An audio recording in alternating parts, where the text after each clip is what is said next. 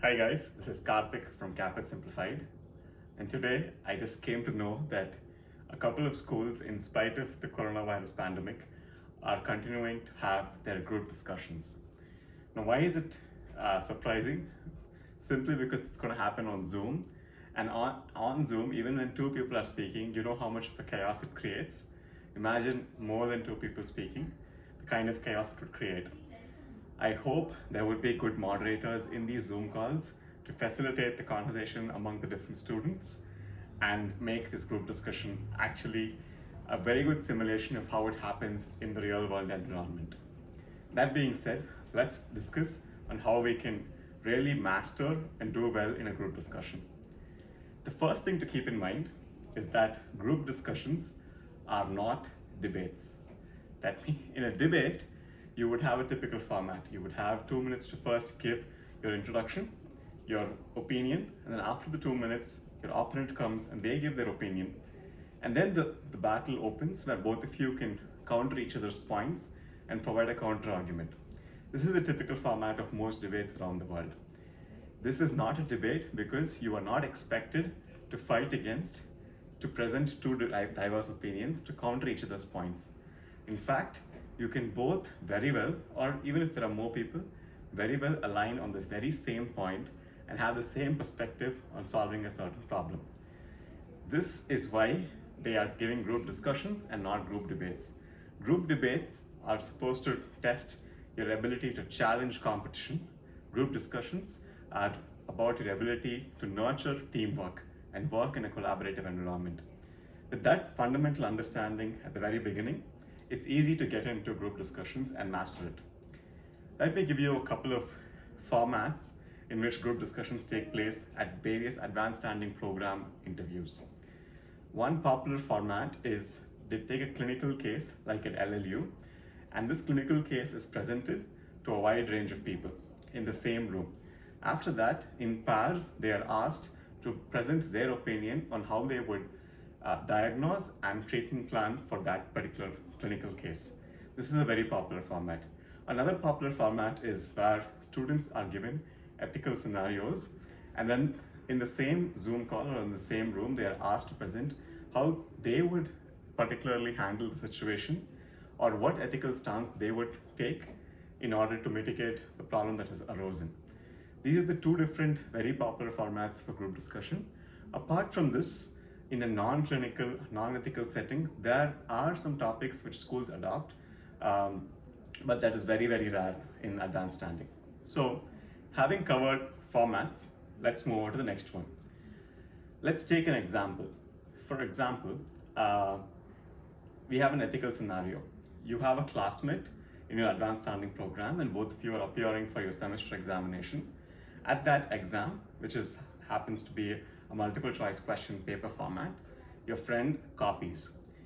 Now, because he's broken the honor code and clearly gone against it, you are in a moral dilemma, whether to support your friend and not report him, or whether to report him and stick by your honor code, because if you see it, you must report it. This is the ethical dilemma that is presented to you and your counterpart in the group discussion, and all of you guys are going to come and discuss for a certain amount of time. Now, let's keep aside what's the ideal answer. The ideal answer might be something like, I would support my friend and ask him to stand up for himself and report himself out, or I would report him on the school's behalf to a higher authority to take corrective action, or I would forgive and excuse him and trust that he would come out of the situation himself. Whatever may be the situation, whatever may be the conclusion of this ethical scenario discussion, we need to now find out how you can make a very compelling argument, a compelling perspective you can bring to the table that will get you selected to the following interview round. Let me give you a couple of tips. Tip number 1, it is always easy to be the timekeeper. So even if you do not have an original perspective to share in the group discussion, you can consciously make the team aware of how much time is passing by. Hi guys, we still have a lot of time to discuss. So why don't we first put together our points on what we think the pros and cons of the situation are? Or let us try to finalize or contextualize what the problem looks like. That's something you can say at the starting of the event. Midway, you can say, looks like we're running out of time. We're halfway right now. So probably this is the time we have to move from contextualizing the situation to describing what solutions we could probably come up with. Or towards the end, we can say we're running out of time, and in the interest of time, it's better that we can conclude or summarize our diverse perspectives to align on a single opinion. So depending on which time you are in the discussion, you can bring different perspectives, and that is highly valued because one of the most critical skills of teamwork is to keep the team adherent to their deadline or commitment in a certain group project. They are basically evaluating you at the end of this group discussion on how well you will perform in a team. So how well you perform in a team is basically your team working skills, and one very important team working skills is timekeeping or time management, and that's what you showcase through this particular tip. The second tip is to give an original perspective. As easy as it is to say, an original perspective is very, very difficult. Some ideas on what you can talk about in terms of original perspective is to compare the situation with something that you have come across in your personal life. Yes, there was a situation where I had a dental assistant back in my home country, and the dental assistant clearly went over protocol in order to make an impression with the chief dentist. I had a similar situation, and from that experience, I believe this is the best way to go forward. So you are bringing an original perspective, and because only you have the kind of context or background to bring that perspective, it becomes original.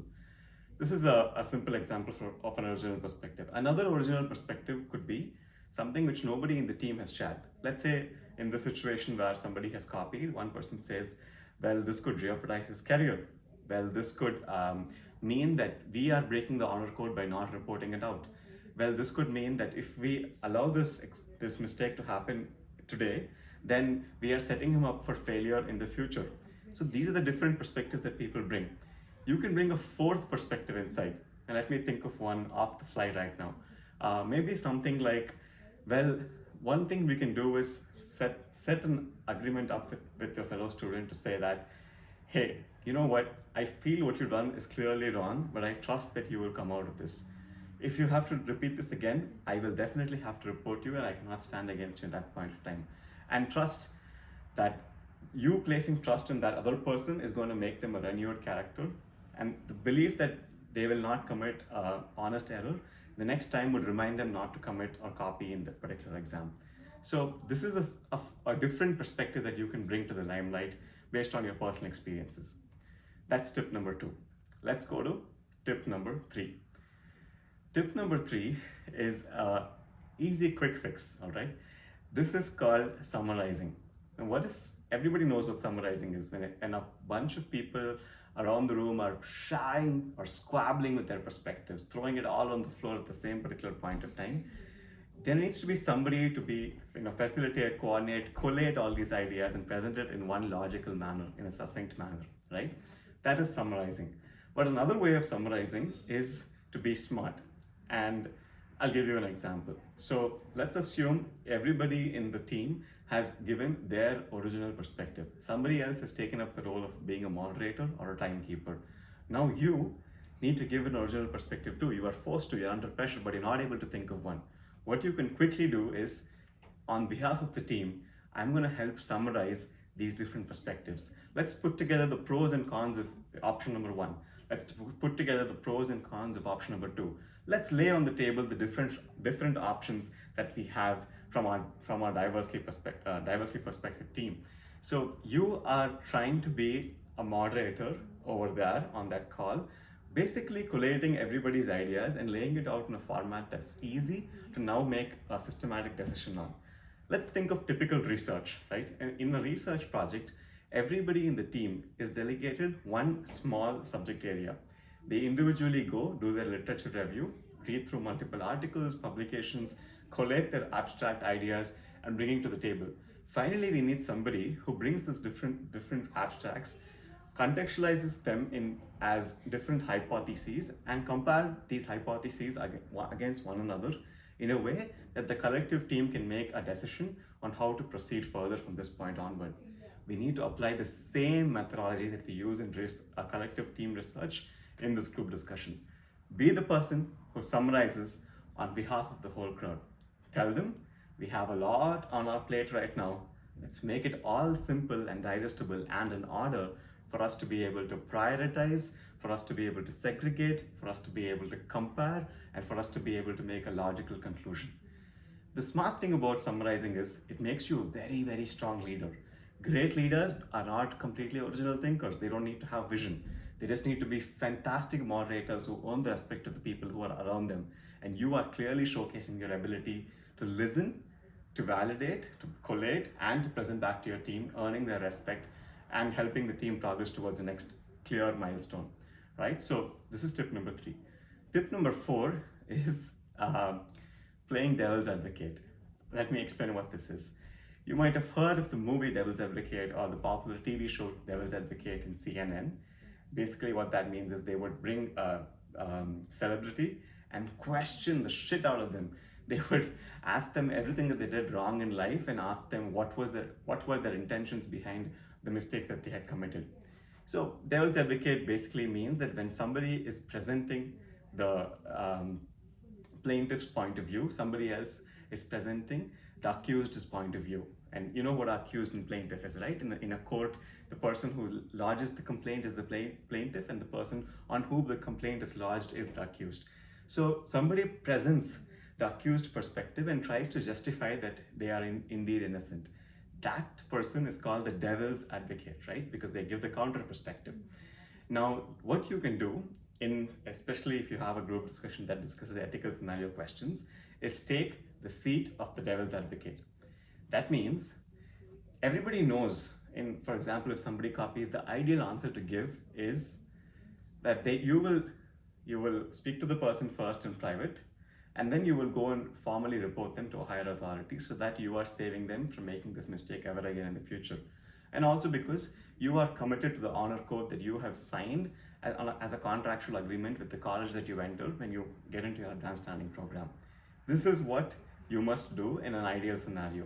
However, to the team, since everybody in the team at this point will only concur to the same positive scenario, everybody will say, yes, we must report him, we must speak to him personally, and so on and so forth.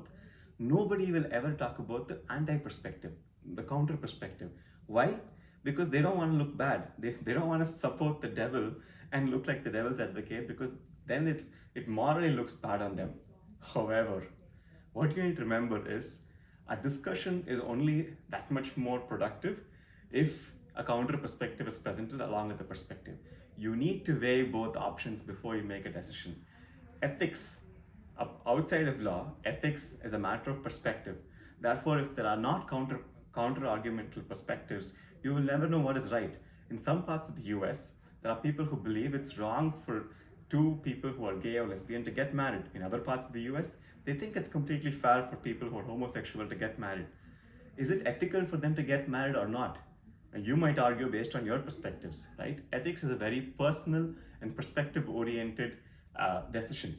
So it is very important to present to a group what the perspective is and what the counter perspective is. If you can be the only one in the room to present the counter perspective, it's going to make a big difference. Hold on. I know you're going to obviously ask me, if I present the counter perspective, if I play devil's advocate, won't I be mistaken for taking the anti-ethical approach? No. And the way you do this is by distancing yourself from the perspective. You say, hey, all of us have presented our perspective on what's the ideal scenario to go by. Why don't we also consider what the counter perspective is? I believe the counter perspective is for us to forgive him and place trust in this person that they would self-correct themselves eventually. I think if we place trust in a person, the trust itself is an incentive that even if they might want to take an extra mark and pass this exam, the trust that we place in them, or the breaking of trust, is a good factor of guilt, or is a good factor as an incentive, will prevent them from making this mistake again in the future. Imagine like a parent telling a son, I trust that you will not do this mistake again. And the son does not want to do the mistake, not because it's wrong, but because he doesn't want to make his parent upset, doesn't want to break the promise he has made his parent. So this is the counter perspective. And in the beginning, the way I set this up was by saying, this is distant from me. The perspective itself is not mine. I am presenting this perspective because there is an alternative we haven't considered as a team. So you're now making it third person. You're like, we haven't considered something. So let's also think of the counter perspective. Let's also think of the con of complaining about a person. Let's also think about what might go wrong in this person's career or future by having a black mark set up if we raise the concern about them copying right now. If you can present the counter perspective in a team that is largely scared of presenting only the positive perspective, you are going to clearly stand out as that strong discussion person. Every discussion progresses with the devil's advocate. That's why we have an opposition in the government to make decisions on our behalf, because everybody cannot simply align on one perspective. Ethics is a matter of perspective. All right, that's a plenty of tips. Let me just give one final tip to go with this video. Tip number 5. And tip number 5 is the simplest of all, is kind of getting aggressive. Now, let me probably rephrase that. By aggressive, you don't want to like raise your hand every time in Zoom and argue and say, I want to speak, you should not speak. Or somebody I remember in Nora's LLU group discussion said, I positively disagree. I don't know what that means, but people say that. So I'm not talking about that kind of aggression. I'm talking about passive aggression. If you do not know what passive aggressive is, please Google it. It's pretty interesting. It's kind of being aggressive towards somebody but not being very direct about it. And you can be extremely passive aggressive and put down your opponents on a group discussion instead of arguing with them up front or fighting for a chance to speak for yourselves. So in terms of passive aggression, there are some simple tips. First, evaluate your opponents. Try to, in the first minute or two, make a good character sketch of how your opponents are. Who is a strong speaker? Who is not a strong speaker? Who is succinct in their speaking, concise, and who speaks for elongated amounts of time? Who is somebody who dominates and who is somebody who's submissive? Try to make this character sketch of who you have in that Zoom call or in that room if you have a group discussion. And then play the anti-role. For somebody who's not able to speak up a lot and who's slightly underconfident, pick out on them. The way you pick out on them is by saying, looks like you didn't get an opportunity to speak, probably after me you can go. What is your perspective? If you call them out in that situation of panic, they may not be able to speak. Or if somebody is extremely dominative, you can say, hey, why don't we share our opportunity for everybody else to speak? Maybe they have some good perspectives they can bring to the table and make them look bad.